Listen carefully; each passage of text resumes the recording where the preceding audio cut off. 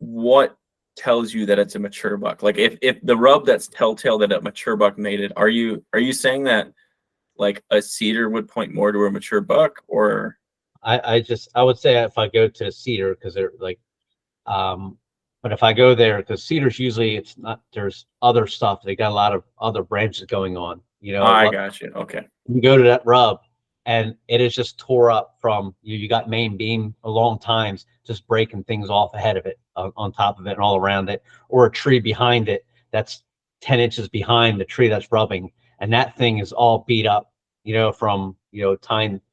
That's what gets me going, because like he's either got really long main beams or he's got really long tines.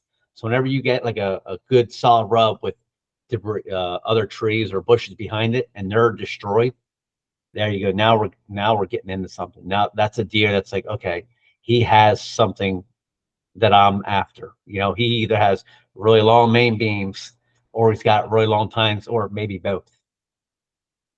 Are you? Did I Yeah. convey that good? Yeah, absolutely. What are you looking for? And I'm just going to keep picking each individual detail of this example here. So what are you looking for as far as depth of gouges? Are you looking for something that's just digging way the hell into that bark, or is that not super important to you? It's, I mean, that digging hard in the bark, I think that's just testosterone. He could just be, Sure. Yeah. and they will, but I'm looking for height. I'm looking for, you know, I would say that you have 10 inches, the trees rub bare for 10 inches, and it's 18 inches off the ground. You got 8 to 10 inches. I'm looking for stuff that's 12 inches above the main rub, what people call a rub. I'm looking for damage up top or behind. So you're looking more at maximum height than you are average height. Yeah. Yeah. I'm Okay. looking like damage that is away from the center of the rub, Okay. I'm trying to convey it for the listeners. Yeah. You say the rub is 18 inches off the ground, center of the rub's 18 inches. Now, if I got, damage that's 28 inches, 30 inches high, that deer has something on its head that is phenomenal. That is like different. And then usually, I mean, especially this is in Iowa here, so it's like Sure. here where I'm hunting, there's not many deer. You're not going to have 4 deer that's pushing 160 giant, long main beams, long tines. We're going to have 1 or 2 at max. Probably 2 if I'm lucky. So if I start finding these rubs, it's like, okay, this is what I'm looking for. And like I found 6 or 7 of them in this area. He's spending a lot of time in here, and they're all say heading, southeast. And then you start kind of going back and putting a plan together, because it might take you 6 or 7 trips to really start dialing it all in. Is that good? Yeah, absolutely. I'm trying to find an example so I can show people kind of what you're saying here. This is not maybe the best example. Here, 1 second, I'm gonna share screen really quick. Google, believe it or not, is not great at finding big buck rubs on cedars. But if you look at this rub, what Greg is talking about, so like right here is the minimum height. Yeah. That's the height off the ground. And then right here is the full length of the rub. And right here is the average, right in the center of the full length. Now, this is like the main portion, right? You can see this deer that's actually rubbing it right now.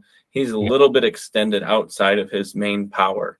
So like where he's going to have the most power is when his neck is in line with his back or lower, which you can tell is right at what we're finding to be about the average height of the rub.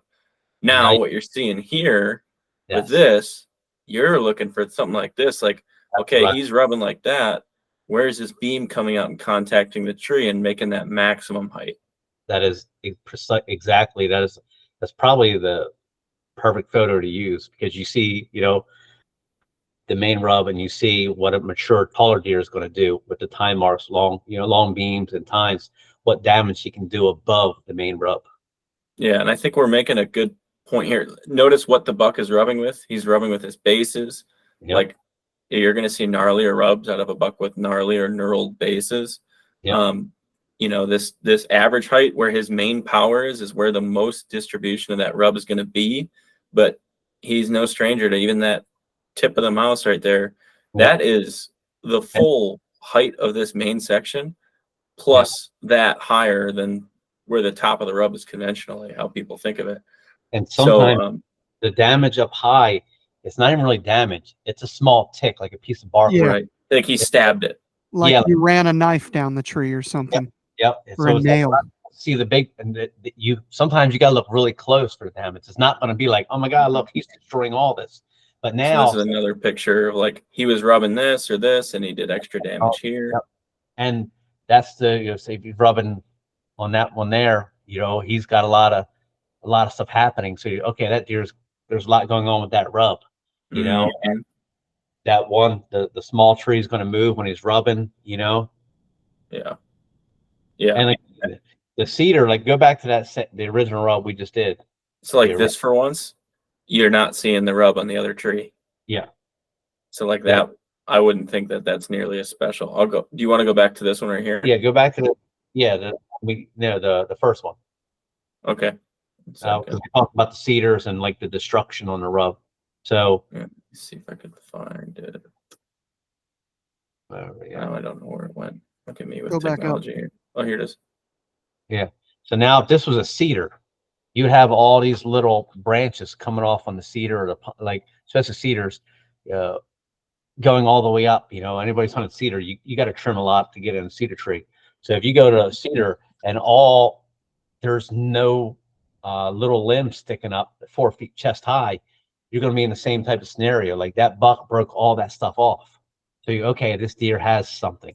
He has either one super long main beam, or he's got really long tines, or like this year, the combination of both. Mm-hmm. And I'll point out that bucks are, and deer, any animal in general, they're freaking powerful. Like they're out there living and fighting for every freaking breath. Like they're strong animals. So like a weak deer is probably a crap ton stronger than a strong human typically. Oh, yeah. If you're talking average, like a 2-year-old deer can do some impressive crap.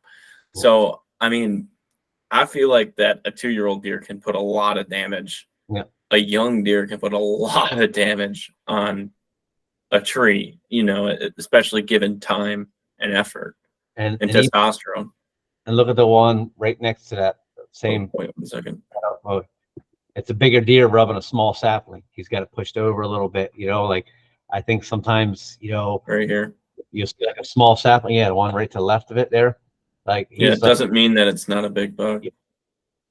Yep. Look how low he's going. Like you see some of these, rubs that are down to the ground. Sometimes it could be a big deer. He's just slightly rubbing into it. Maybe he's got a scratch or itch. He's just leaving a scent. Sometimes, like not every rub is going to be. He's not going to give maximum effort on every rub.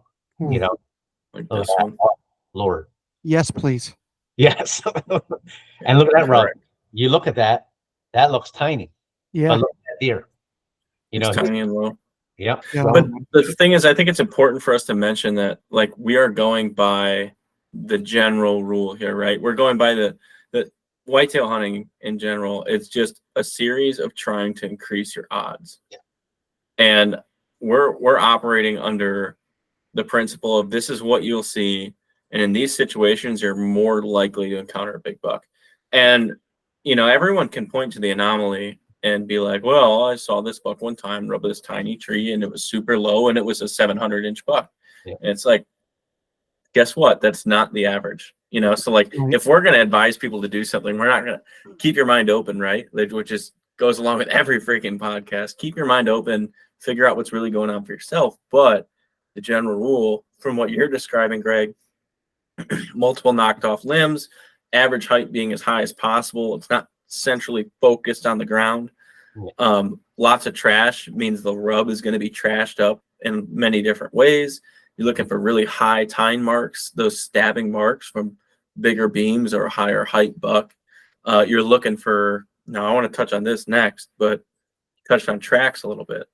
I'm a big proponent of logging tracks and associating a specific track to a specific buck.